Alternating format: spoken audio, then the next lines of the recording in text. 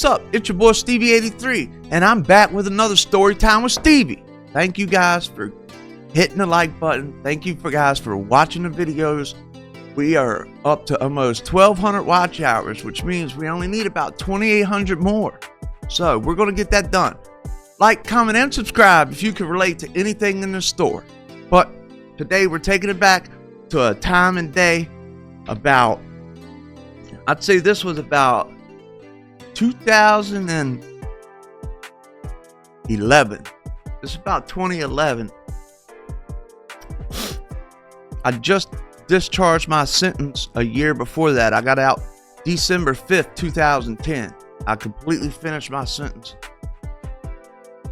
That's when I was done everything. And then I found myself addicted to heroin once again. Now this is not a story to tell you guys to condone the drugs that I did, to make it seem cool in any way so that you feel like it's a cool thing that I did to where you want to get on drugs yourself or something like that. I don't want to be a stumbling stone for anybody as they were for me. I'm going to take this back to around 2011, the end of 2010. I was just fresh home, big as stout as hell, man. My people were used to seeing me like that. So it was a shocker for them to see me 3 months later, and I was 125, 130 pounds. Could you imagine seeing me 130 pounds?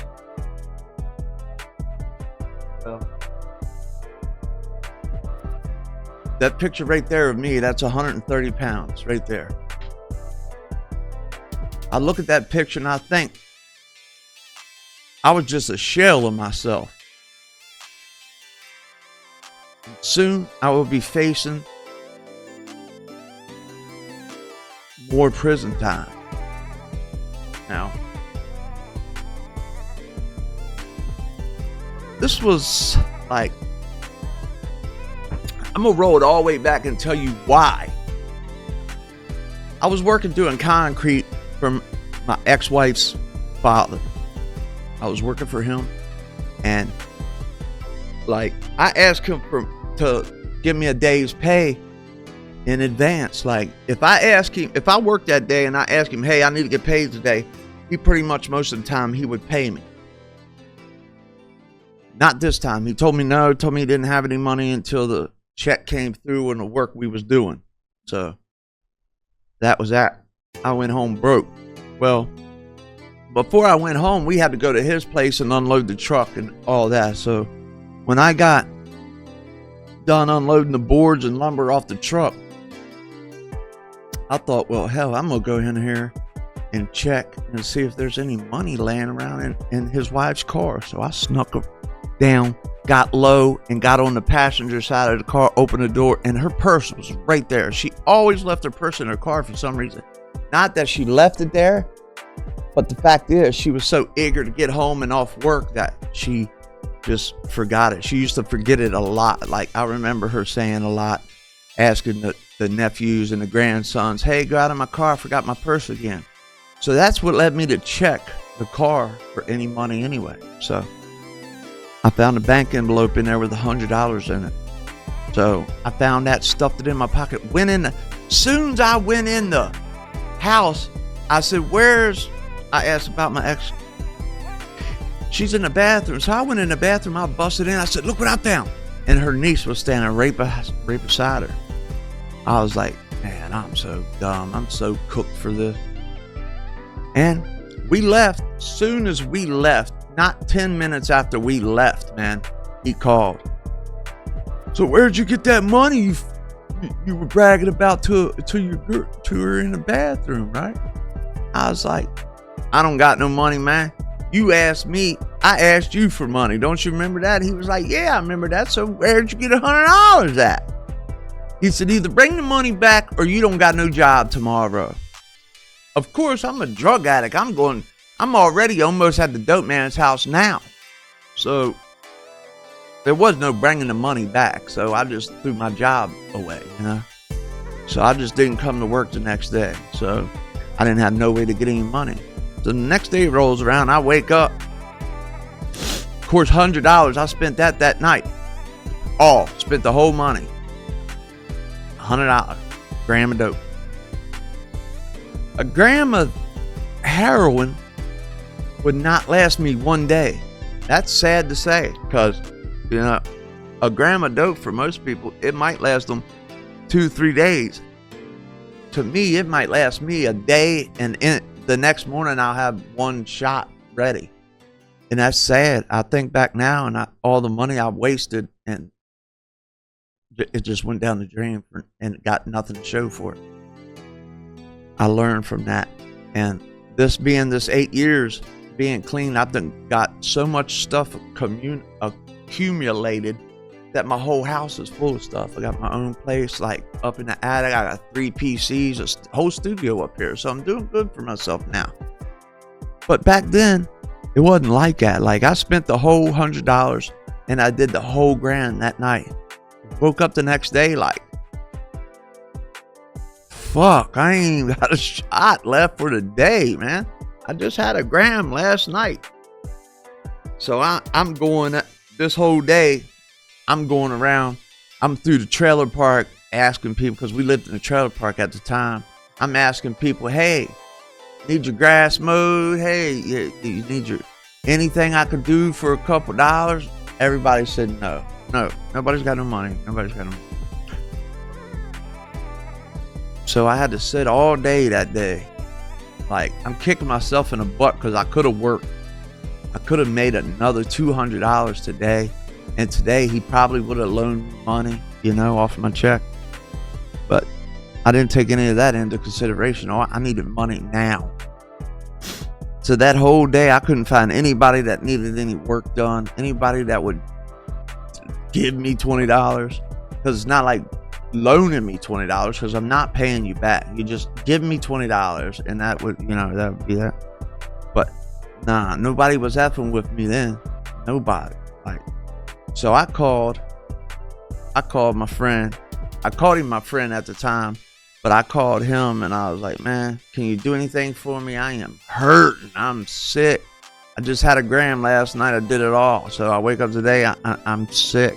Like, I wasn't sick first thing in the morning because, I'd just been high all night. But 2 o'clock, it was starting to crawl up my back. God, I hate that feeling. It was starting to climb up my back. 3 o'clock rolled around, 4 o'clock rolled around, 5 o'clock rolled around. Now it's starting to get dark outside. I'm like, ugh, ain't nobody gonna let me do no work now? Because I was the kind of addict, I would go work for my money. Like, it wasn't until I couldn't find any work that then I would start taking stuff from people. Now, 5 turned into 6 o'clock, 6 turned into 7. Before you know it, it was 8:30, 9 o'clock at night. And I'm like, fuck, man, I'm done for the day. I can't get nothing going. So I'm laying in my house. I'm mad, sneezing, sweating, throwing up, shaking, convulsing, all that. I'm ready to hang it up. I'm ready to sue it. I'm ready to just get rid of it, throw my life away. Suey. If y'all know what I'm talking about, you know what I'm talking about. Taking my life. Suey. So I was thinking about all that stuff. Next morning rolls around. Needless to say, I hadn't slept all night. Up sneezing, farting, puking, falling around, all that stuff, man. Telling my girlfriend to go ask the landlord up there if we could borrow some money, because he used to loan my girlfriend some money. I don't know if she was effing for it or what, and I didn't care at the time. Long she went up there and she came back with $100, $200, $300. I didn't give a fuck what she did. You feel me? And that's what drugs do to you. They make you not care about your own self or your life or anything. I would have sold my wife for $100 and wouldn't have cared. she went up there and came back. She was like, nah, he ain't trying to do none because we already owe him $200-300. We got to have that for the rent too. And I'm like, man, forget him. I'm going to rob him. I'm going to take what I want. No sooner than I go get dressed, pull my ski down, get my pipe. I go get ready to go up to us. I'm ready to go out my door. You know what I mean? I'm ready to go out the door. As soon as I grab the door handle, I see him driving down the lane, going out. I'm like, fuck! I need some shit now. So I called a man, the dough man. I was like, man, listen. I got a check. I got to get cash. I got to get cash tomorrow. Can't get a cash tonight. Can't get a cash today. It's Sunday. Can't get a cash till tomorrow. But he's like, man, ain't nothing I can do for you anyway. The man ain't even back from Baltimore yet. I'm like, man, you ain't even got a spoon I could wash? Like, I was at this point, I was ready to do cottons. I was ready to do whatever it took to get this dang monkey off my back for a couple hours. And if you ever did heroin, you know what I'm talking about. Now, this is for entertainment and education purposes only. I want somebody to learn something from my mistakes. That's why I tell these stories. None of these stories are fabricated. All these stories are true and happened to me in my life. So I'm raging at this point. He says, no, the dude ain't even back from Baltimore. But as soon as he gets back, I'll let you know. So I'm like, man, fuck. I'm calling him every 30 minutes. Is he back yet? Nope. Is he back yet? Nope. Is he back yet? Nope. I'm getting mad. I'm thinking homeboy's lying to me at this point because he said dude left at 2 whatever time, and I knowing it only takes 45 minutes or something. Well, sometimes it takes an hour because some people, I'll be doing 90 the whole way. So it only takes me about 45 minutes to get from West Virginia, where I was living at, to my hood in Baltimore, where I got the best dope at. So I'm like, man, I'm calling every 30 minutes trying to get this dude's phone. Finally, he stops answering the phone. So I'm like, fuck, man, I don't know what I'm gonna do now. Because I told homeboy, I was like, man, I'm trying to see if he'll let me get this check cash so I can get some work. So I'm knowing homeboy's probably putting me off because he knowing the dealer ain't trying to do nothing like that. If he just got back from bar, he trying to cut his stuff up, pack his stuff up, and then get it shipped out. So I'm calling back. I calling back. He finally answered the phone. He was like, dude, I told you he ain't even back yet. I was like, all right, I know that. But I'm just calling to tell you that I got money now. I got $150 now. I'm trying to come see him. He said, all right, I'll hit your line as soon as he comes in. So it's late now. It's probably like 5 p.m. at this point. I'm like, all right, so he gonna call me back. So I got that. Now I got time to try to come up with $100 before homeboy gets back from the city. I'm way out in I know y'all don't know about where I'm from, but I'm way out in Inwood. Like, this place is, and they were on the Shenandoah River, so it's at least 20-25 minute ride from where I'm at to where he's at. So I'm like, cool, call me when he lets you know something, because I'm a half hour out. Let me know and I'll start heading that way. You know what I mean? So he's like, all right, I got you. Boom, hangs up the phone.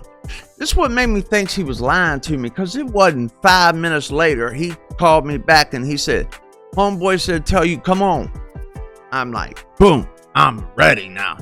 So I go, and knowing this whole time, my old lady knows I ain't got no money, because I'm on her ass about if she got any money or how she could find some money. Ask her dad, ask her mom, ask her aunt, ask her. I done called everybody I know to ask some people for some money. My mom's on disability. She don't got no money. My sister lived way in South Carolina. She ain't gonna give me no money anyway. So I'm like, dude, I am stuck. These people are expecting me to come with $150, and So I'm like, boom. I go to my old lady. I said, go, we got to score. We got to go. She said, how we going to go? We ain't got no money. How we going to go? We barely got any gas. I said, what? I said, well, we're going to have to make it as far as we can make it. If the car shuts off, I will walk the rest of the way. She's like, man, you can't do that. So whatever. We got in the car. We made it to Charlestown, and the car starts sputtering out. The car starts sputtering.